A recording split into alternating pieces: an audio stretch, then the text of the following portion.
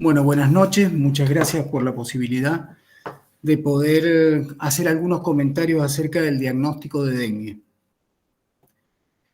Es fundamental, como yo creo que ya ha sido bien demostrado, que la presunción clínica es clave para ayudar a un diagnóstico temprano por el laboratorio. Como en toda enfermedad viral, la precocidad de las primeras muestras es fundamental para poder arribar a un diagnóstico certero y, por el otro lado, como bien sabemos, el dengue en su fase febril no se puede diferenciar clínicamente de otras enfermedades virales y parasitarias, que son transmitidas por vectores, como el caso de la malaria, chikungunya o el Zika. Nosotros disponemos de distintos tipos de métodos para arribar al diagnóstico. Algunos métodos son métodos que son menos asequibles a un laboratorio de baja complejidad y otros métodos que son más asequibles, pero que tienen menor confianza. Y después tenemos una combinación entre estos métodos. Entonces, en primer lugar, los métodos directos, como en cualquier diagnóstico virológico, que se apoyan en el aislamiento viral a través de cultivo celular, el cual no se hace en la provincia, la detección del genoma viral a través de técnicas moleculares o la detección de una proteína no estructural. Tenemos que recordar de que este virus tiene 7 proteínas no estructurales y 3 proteínas estructurales. Las proteínas que son no estructurales son proteínas que tienen alguna funcionalidad en la replicación viral. En el caso de esta proteína no estructural NS1, es una proteína clave para la replicación viral y tiene 3 formas de presentación. Una forma que está unida al RNA viral y que va a actuar dentro de la maquinaria, utilizando la maquinaria celular para la replicación. Otra que se posiciona en la membrana de la célula, y una tercera forma, que es una forma que se va a secretar al medio, a la sangre, directamente unida a lípidos.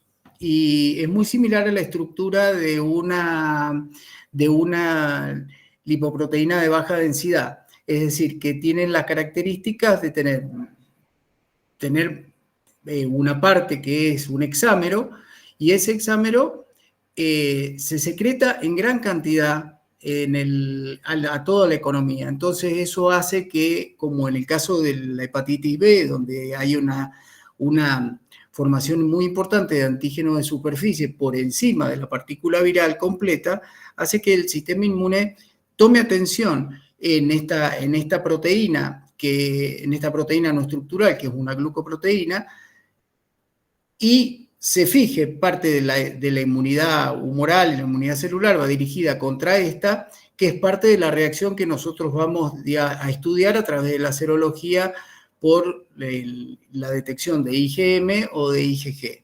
Pero que a su vez tiene la característica de que los anticuerpos que genera esta proteína NS1 no son anticuerpos neutralizantes. Así que cuando nosotros vamos a hablar de anticuerpos neutralizantes, no son, porque justamente los anticuerpos neutralizantes son los anticuerpos dirigidos contra proteínas estructurales del virus. Pero tiene esa característica esta proteína, que es secretada en una gran cantidad y que a su vez se fija también en distintos tejidos. Entonces, vamos a ver que, por ejemplo, nosotros en suero tenemos la detección del RNA viral, que la tenemos que focalizar entre el día 1 y el día 4 principalmente, porque así como existen otros virus donde la viremia es más prolongada, en este caso este virus tiene una viremia que es muy transiente, es decir, que dentro de los primeros 4 días, por eso hablaba yo de la presunción clínica sobre la posibilidad de que sea dengue, porque nosotros de esa manera podemos abordar con una técnica que es altamente sensible y específica, como es la detección del RNA viral. Después tenemos la proteína NS1, que va a estar presente durante un par de días más, hasta el día 6, y que después empieza a disminuir porque justamente se empieza a montar la respuesta inmune, que va a estar dada fundamentalmente por la IgM, que va a empezar entre el tercer y quinto día, y que al día 10, en el 99% de los casos, ya está presente. Y también se puede hacer la detección de inmunoglobulina A, porque existen algunos kits diagnósticos que se hace por inmunocromatografía entre el día 8 y el día 11, es decir, aparece en forma más tardía, pero también se puede detectar. Y aparte de la detección en suero, nosotros podemos hacer también el intento de la detección en orina. La detección en orina es a través de PCR, ¿no es cierto?, en donde nosotros detectamos RNA viral, con la característica de que la detección de la viruria va a ser progresiva entre los días 6 y el día 16. Es decir, que si nosotros tenemos una muestra tardía y tenemos una presunción fuerte, una presunción clínica fuerte de que se trata de dengue, nosotros podemos también hacer la detección del RNA viral, podemos también tipificar qué tipo de dengue en orina, así como lo podemos hacer en suero. Y también se puede detectar en orina la presencia de IgA y la presencia de IgG, a diferencia de la ausencia que existe de IgM, tanto en la infección primaria como en el caso de la reinfección.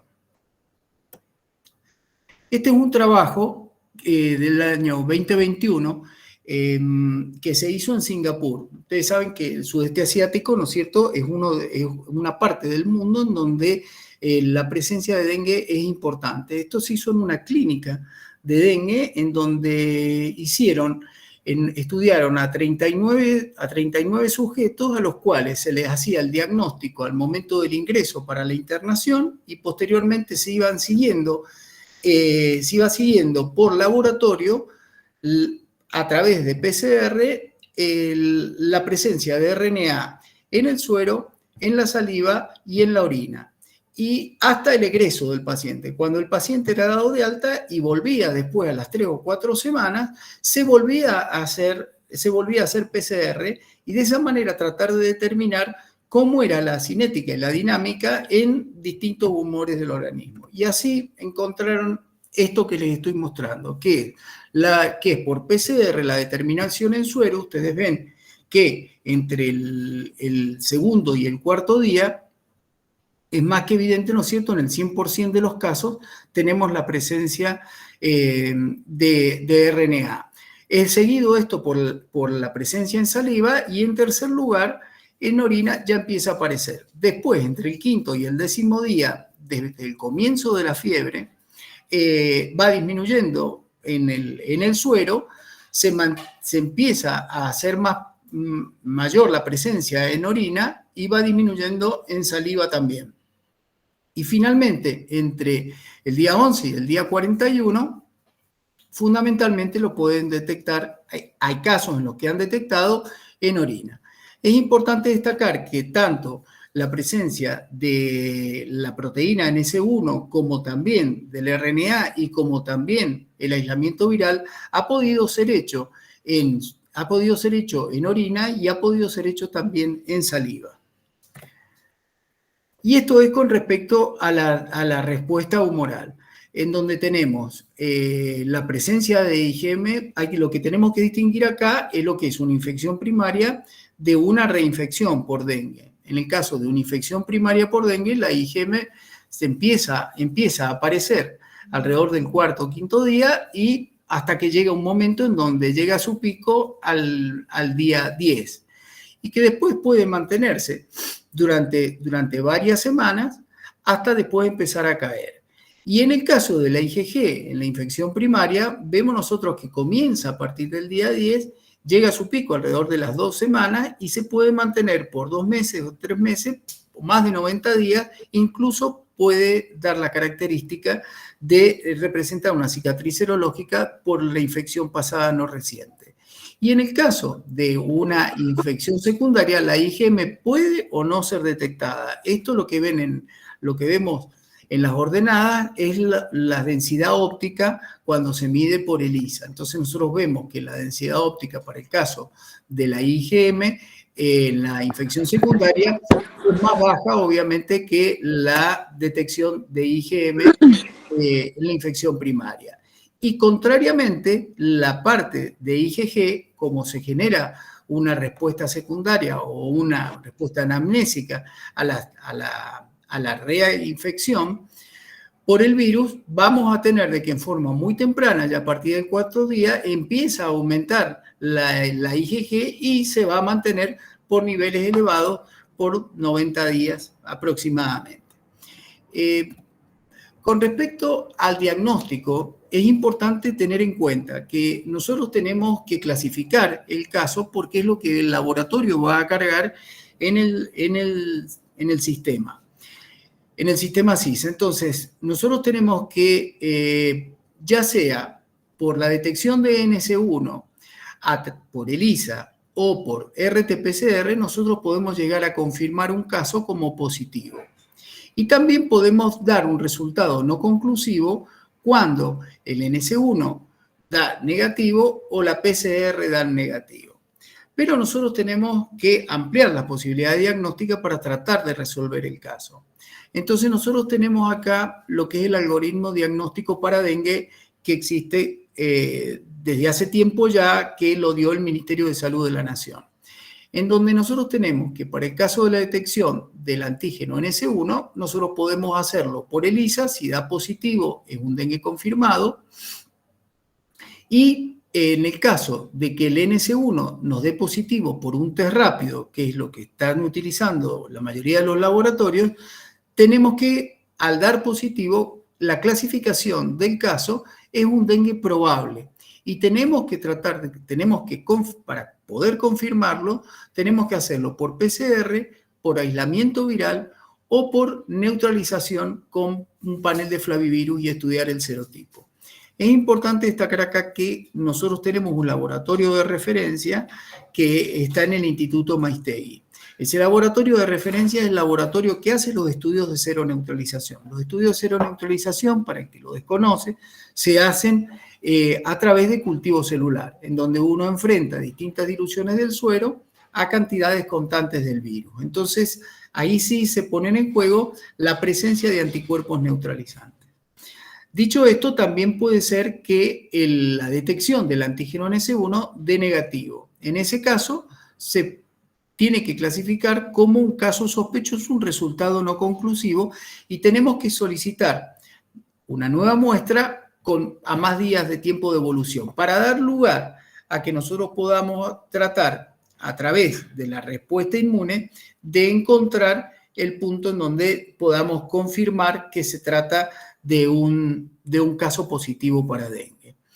La otra metodología es la de la que hablábamos, que es la RT-PCR en tiempo real o el aislamiento viral. Si la RT-PCR da detectable, obviamente nosotros decimos que la clasificación del caso es de confirmado. Y a su vez tenemos la posibilidad de investigar el serotipo. Ahora, como bien dijo la doctora Falaki, nosotros sabemos cuáles son los serotipos que están circulando actualmente y ya los tenemos determinados. Eso significa que nosotros cada tantas muestras podemos rechequear que se esté tratando el mismo serotipo y no de un nuevo serotipo que empiece a circular.